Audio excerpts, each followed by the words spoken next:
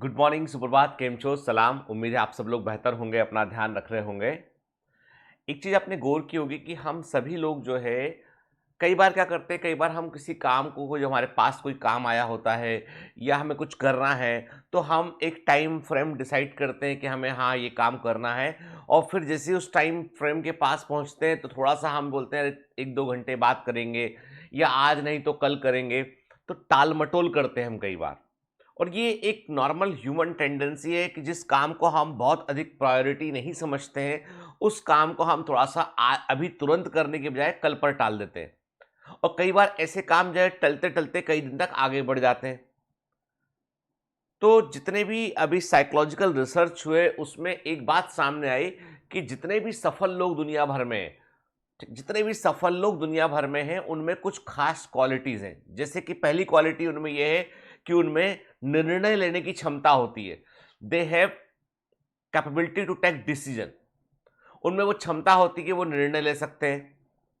चाहे वो निर्णय डिसीजन सही हो या गलत हो, पर वो डिसीजन को लेते हैं वो अनिर्णय की स्थिति में नहीं रहते हैं। कहते हैं कि जो हेनरी फोर्ड है, फोर्ड मोटर्स के की जिन्होंने शुरुआत की थी, वो अमेरिका के एक ज़माने में सबसे अमीर व्यक्ति रहे हैं और उन्होंने जो है वो दुनिया को इतनी सारी कारें दुनिया भर में बेची उन्होंने। फोर्ड कार आप सब जानते हैं, बड़ा पॉपुलर ब्रांड है। तो इन्होंने अपना टी मॉडल, फोर्ड का सबसे पॉपुलर मॉडल था टी मॉडल, जो आप देखते हो कई बार म्यूजियम में दिखाई पड़ता है, जिसमें जो गाड़ी का टायर होता है उसमें से मोटरसाइकिल के समान तार लगे होते हैं। और ब्लैक कलर की गाड़ी आती थी फोर्ड का टी मॉडल, आप गूगल करोगे तो मिलेगा आपको। तो फोर्ड का टी मॉडल बड़ा पॉपुलर था। तो फोर्ड ने जो है उस टी मॉडल को जो है कंटिन्यू किया लंबे समय तक और जो है उसको खूब बेचा। तमाम लोग देखो, कई बार क्या होता है, जब आप डिसीजन लेते हो तो कई बार वही सेम डिसीजन एक समय काल में सही होता है, अगले समय काल में गलत भी हो सकता है। ठीक है, फोर्ड ने टी मॉडल बनाया और लोग इंजीनियर्स को थोड़ा डाउट भी था, लेकिन तो उन्होंने कहा नहीं, इसको हम बेचेंगे। ठीक है, खूब दुनिया भर में खूब बिका। वक्त बदला, इंजीनियर्स ने फिर दोबारा कहा कि नहीं साहब, कुछ चेंज करना चाहिए, पर फोर्ड ने चेंज नहीं किया। तो फाइनली जो है धीमे धीमे मॉडल बिकना कम हो गया। लेकिन फोर्ड जो है वो जाने जाते हैं उनके निर्णय लेने की क्षमता के कारण, कि एक बार जो निर्णय ले लिया, अब उस पर वो अडिग होकर काम करते हैं जब तक कि उनको ऐसा ना लगे कि ये निर्णय वाकई में गलत था। एक बार मैंने आपको पहले कभी भी बताया हुआ है कि एक बार अलेक्जेंडर से पूछा कि भाई तुम सारे सही निर्णय कैसे लेते हो। सिकंदर से पूछा गया कि तुम्हारे सारे निर्णय सही कैसे होते हैं, तो सिकंदर ने एक ही जवाब दिया कि मैं पहले निर्णय लेता हूं और निर्णय लेने के बाद इस बात को मैं इंश्योर करता हूं कि मेरा निर्णय गलत ना हो। ठीक है, गलत है तो उसको सही करता हूं मैं, मतलब मैं ऐसी परिस्थितियां तैयार करता हूं कि वो निर्णय सही सिद्ध हो जाए। तो लीडर्स के पास में डिसीजन लेने की कैपेबिलिटी होती है। दूसरा ये है कि वो काम को टालते नहीं थे, वे काम को अपनी प्रायोरिटी के अनुसार रखते हैं। आपको बताऊं, मैं इसे जिसे आज मैं थोड़ी सी जनरल बातें करूंगा आपसे मैं। तो रूटीन लाइफ का एग्जांपल हो तो मैं कई बार जब कभी जब हम लोग, मेरी नई नई मैरिज हुई थी, तो मैं भारती से पूछता था, यार तुम कैसे बैठ जाती हो पढ़ने के लिए बिल्कुल फिक्स टाइम पे। वो क्या करती थी कि सुबह अपना 9 बजे, उसने कभी लेट नाइट तक पढ़ाई नहीं की उसने। कल हम लोग ऐसी घर में बात कर रहे थे तो बच्चे पूछ रहे थे कि मम्मी तुमने यूपीएससी के ऐसा कठिन एग्जाम, उन्होंने गूगल किया होगा बड़े वाले बेटे ने, कि toughest exam in the world. तो उसमें एक एग्जाम जो है इंडिया के अंदर तो यूपीएससी आया, वर्ल्ड में यदि कोई 2-3 एग्जाम के अंदर वो शामिल है, तो मतलब ये है कि यूपीएससी सिविल सर्विसेज का एग्जाम आज भी इंडिया में टफेस्ट एग्जाम में से एक है। लेकिन उसने निकाला।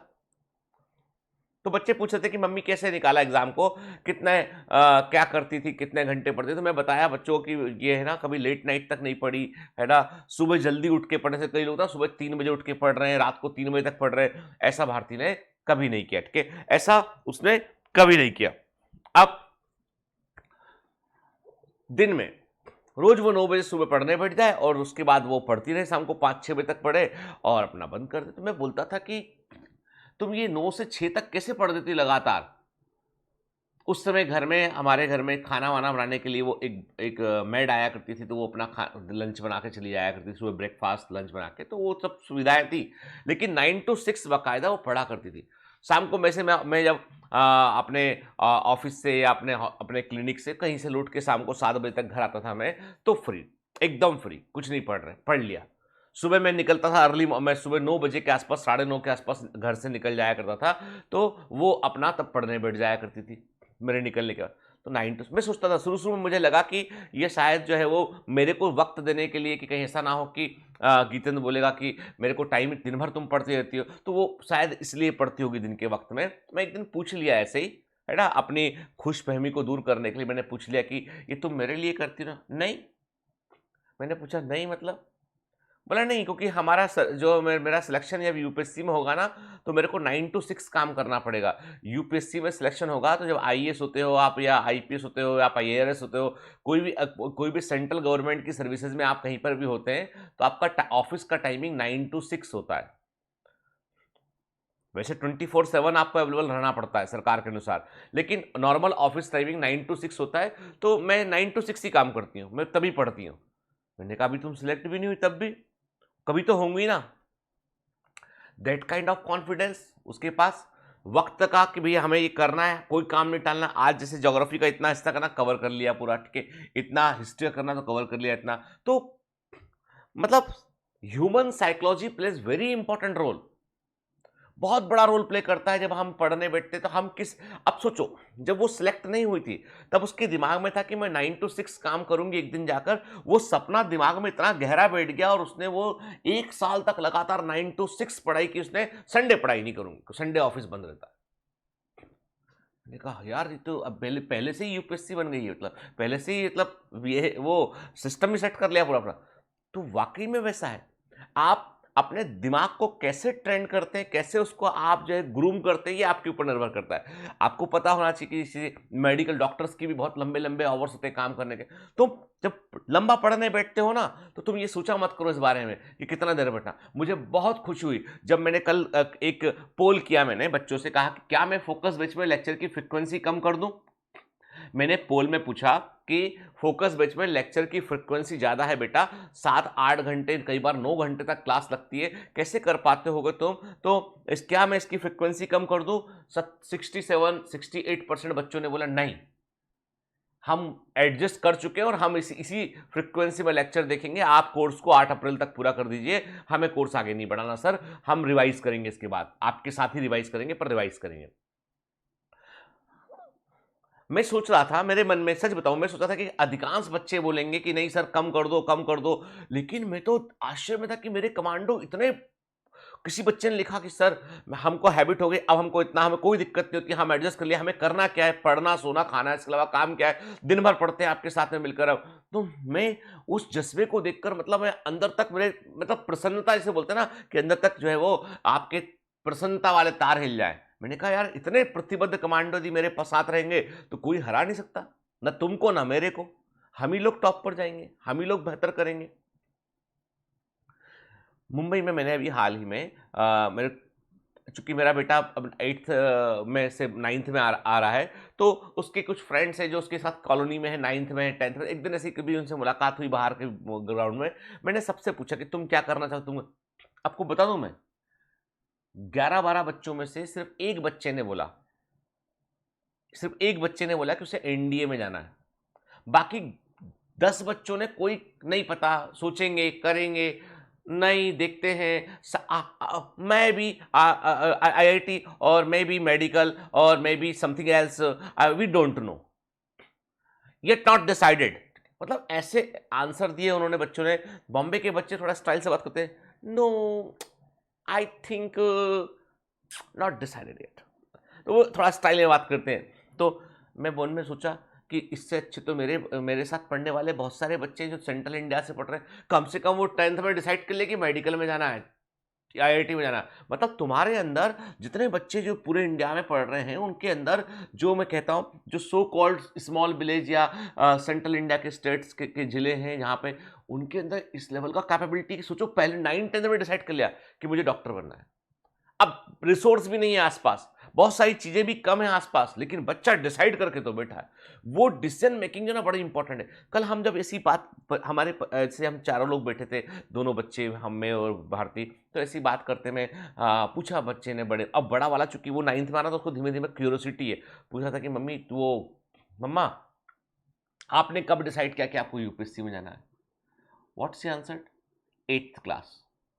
8th क्लास में मुझे मालूम था कि प्रतियोगिता दर्पण जैसी किताब मुझे पढ़नी है। न मैं 8th क्लास में 9th क्लास में जब मैं पहुंची, मैं जाके जो है एक लाइब्रेरी, एक पहले के ज़माने में बुक सेलर एक छोटी लाइब्रेरी बनाया करते थे कि आप किताब ले आओ, मैगज़ीन ले आओ, 2 दिन 4 दिन पढ़ के वापस कर दो, कुछ पैसा जमा करने के बाद। तो वो मैगज़ीन लेके आई प्रतियोगिता दर्पण, और चूँकि मैगज़ीन लेके आई और बोलती थी कि जब तक मैंने मैगज़ीन खरीदी नहीं, तब तक मैंने मैगज़ीन बहुत अच्छे से पढ़ी मैं। क्योंकि मैं उससे रेंट पे लेके आती थी मैगज़ीन, और उसको मैं उसमें से इम्पोर्टेंट पॉइंट कौन क्या है, वो क्या करंट अफेयर है, वो सब लिख लिया करती। मैं इतनी पागल थी कि जब मैं एग्ज़ाम दूँगी तब तक ये करंट अफेयर पुराना हो चुका होगा, लेकिन मैं 8th क्लास 9th क्लास में उस करंट अफेयर को भी लिखती थी, उसको भी याद रखती थी मैं। तमाम तरह की हिस्ट्री, ज्योग्राफी, जो चीज़ें लिखी होती प्रतियोगिता दर्पण में, उसको मैं नोट कर लेती थी कि 3 दिन बाद मुझे किताब वापस करना है, और फिर दूसरी किताब ले आती थी वहाँ से।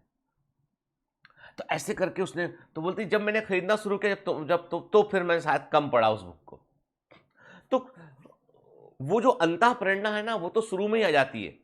उसके बाद सिर्फ हमको उसको जो है वो चैनलाइज करना होता है, फोकस करना होता है। तो मैं आपसे यही बोलूंगा कि टेक अवे इज दैट, कि जो निर्णय जीवन में आगे बढ़ने के लिए लेना है ना, उसके लिए एक थोड़ा सा बड़ा गोल देखिए। जैसे मैंने आपको बताया 9 to 6 उसके दिमाग में बैठा था कि ये ऑफिस टाइमिंग होता है। बड़ा गोल, तुम्हें पहुंचना तो है ही, मंजिल तुम्हारी है, तुमको वहां पहुंचना जरूर है, लेकिन कब पहुंचोगे, किस स्पीड से तुम चल रहे हो, कितनी शिद्दत से तुम चल रहे हो, ये तुम पर निर्भर करता है। अब तुमने मान लो अपनी स्पीड स्लो रख रखी है, तुम सब कुछ कर सकते हो, लेकिन तुम स्लो हो तो प्रॉब्लम है। तुम तेज भी हो, बुद्धिमान भी हो, सब कुछ है, लेकिन तुम्हें डायरेक्शन की कमी है, तुम आज का काम कल पर टाल रहे हो, तो चीजें नहीं हो पाएंगी। यानी कितना ही जो है वो पावरफुल वीक स्पोर्ट्स कार भी है, कोई भी यदि घर से बाहर निकलेगी ही नहीं, वो सड़क पर चलेगी ही नहीं, वो एक दिशा में नहीं जाएगी, तो किसी मंजिल तक पहुंच ही नहीं पाएगी, रखी हुई है घर के अंदर वो। तो वैसी वाली बात है कि हमारी क्षमताओं का हम क्या करते हैं, ये वो अस्त्र और शस्त्र हैं जिनका हम इस्तेमाल करते हैं आगे बढ़ने के लिए। तो जो आपकी कैपेबिलिटी है उसका पूरा पूरा इस्तेमाल कीजिए, अपने आप को टाइम फ्रेम में बांधिए, अपने लंबे गोल को भी सेट कीजिए कि आज के 5 साल बाद मैं अपने आप को कहां देखता हूं, और उसके लिए मेहनत कीजिए। ये सोचिए बिल्कुल मत कि आज है और कल है, ये सोचिए ये आज कल से ही पूरा भविष्य टिका हुआ है। एवरीथिंग डिपेंड्स अपॉन आज और कल पर डिपेंड है। ये टाल मटोल नहीं करना है, किसी अपने आप को ये मानकर चलना है कि आप भी एक जिम्मेदारी करें, एक ऑफिस के समान, कि आप भी काम करना शुरू कर दिए। मान लीजिए दिमाग में पापा जाते हैं काम पर, तमाम लोग घर में आसपास पड़ोस के लोग काम पर आते हैं, आप भी डिसाइड कर लो कि ये मेरा काम शुरू हो गया, आज 8 बजे सुबह से मेरा शाम के 6 बजे तक काम चलेगा, मैं पढ़ूंगा, यही मेरा काम है। ठीक है, इसके बदले पैसा तुरंत नहीं मिलेगा, लेकिन सफलता मिलेगी, और सफलता से बहुत सारा पैसा मिलेगा। At the end of the day you will earn good amount of money, you will earn quality of life. वो डिपेंड आपके ऊपर करता है। ठीक है, तो आज कोई स्टोरी नहीं सुनाया मैंने, आज आपसे मेरा मन किया कि मैं जनरल बात आपसे कुछ करूं। तो मिलते हैं कल, कुछ कहानी के साथ बात करेंगे। All the best, bye bye.